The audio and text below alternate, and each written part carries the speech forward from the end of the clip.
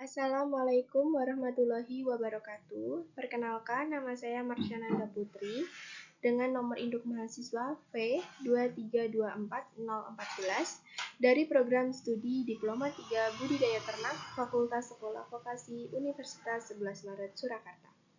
Pada presentasi kali ini, saya akan menjabarkan tentang peternakan yang ada di Indonesia. Sebelumnya, kita harus mengetahui apa sih itu peternakan. Peternakan merupakan kegiatan yang membudidayakan atau mengembangbiakan suatu hewan ternak untuk diambil hasil dan manfaatnya.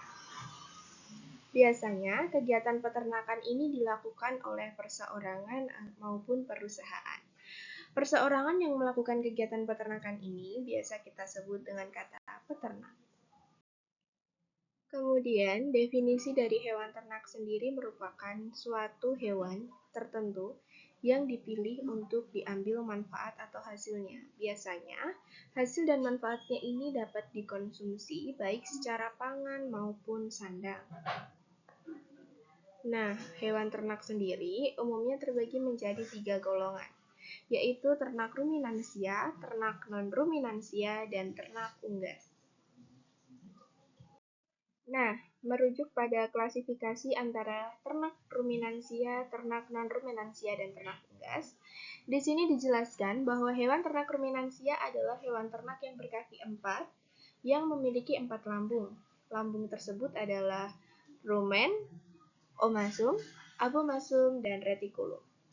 Hewan ternak ruminansia ini juga biasanya adalah hewan mamalia.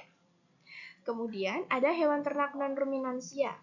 Sama seperti hewan ruminansia, ia juga berkaki 4, namun hanya memiliki 1 lambung. Sedangkan hewan ternak unggas tentunya jauh berbeda dari hewan ternak ruminansia dan hewan ternak non-ruminansia.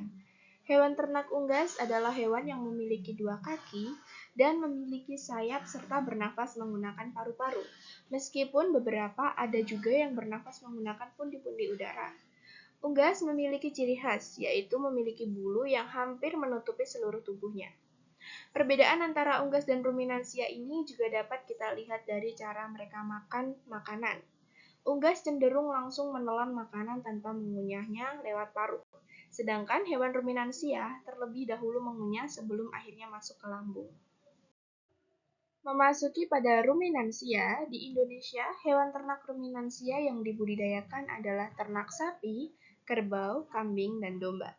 Tercatat pada tahun 2020, populasi ternak sapi perah mencapai 568.000 ekor, 17,4 juta ekor sapi potong, 1,2 juta ekor kerbau, 18,7 juta ekor kambing, dan 17,5 juta ekor domba. Tentunya hewan ruminansia ini sangat ramai di Indonesia, karena selain dapat diambil dagingnya untuk dikonsumsi, ia juga dapat diambil manfaatnya untuk dijadikan bahan sandang, terutama domba yang diambil bulunya dalam industri pembuatan kain wol.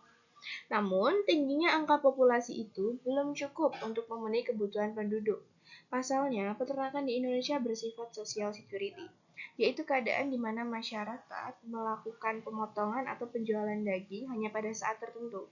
Contohnya, hanya pada saat kurban maupun hajatan. Sehingga, salah satu cara mencukupi kebutuhan sehari-hari adalah dengan melakukan impor daging. Namun, pada saat ini pemerintah sudah menjalankan kebijakan swasembada, yaitu adalah kebijakan di mana suatu negara harus mampu mencukupi pangan masyarakatnya sendiri. Memasuki pada non-ruminansia. Ternak non-ruminansia yang dibudidayakan di Indonesia terdiri atas ternak babi, kuda, dan kelinci.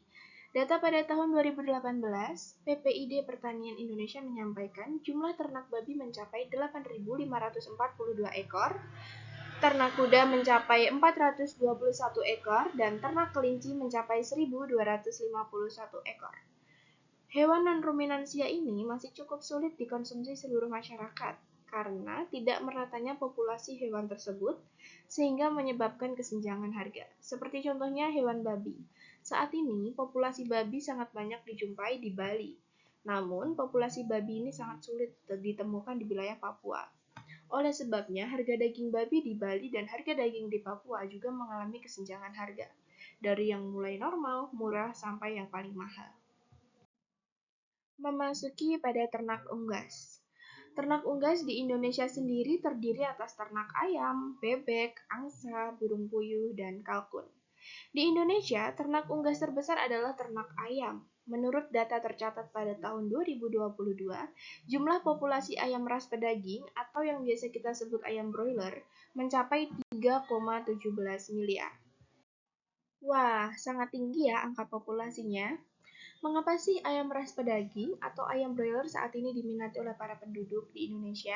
Karena tentunya dari rasa yang sangat enak, ia juga mengandung gizi yang tinggi. Namun, di sisi lain terdapat ayam kampung yang sudah mulai langka keberadaannya. Karena ayam kampung ini berukuran lebih besar daripada ayam broiler, tentunya membutuhkan pakan yang lebih banyak. Oleh karena itu, para peternak lebih mengoptimalkan peternakan ayam broiler. Apakah ayam broiler ini masih bisa bertelur? Tentunya bisa, karena ayam broiler ini adalah ayam betina. Oleh sebab itu, peternak merasa sangat diuntungkan karena selain dapat dihasilkan dagingnya, ia juga dapat menghasilkan telur. Nah, dari kelangkaan itulah yang menyebabkan ayam kampung ini jauh lebih mahal daripada ayam broiler yang biasa kita konsumsi.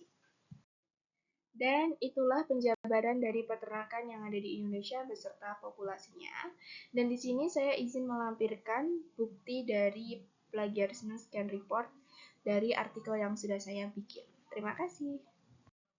Sekian dari saya. Apabila ada salah kata maupun perbuatan, saya memohon maaf sebesar-besarnya. Akhir kata, wassalamualaikum warahmatullahi wabarakatuh.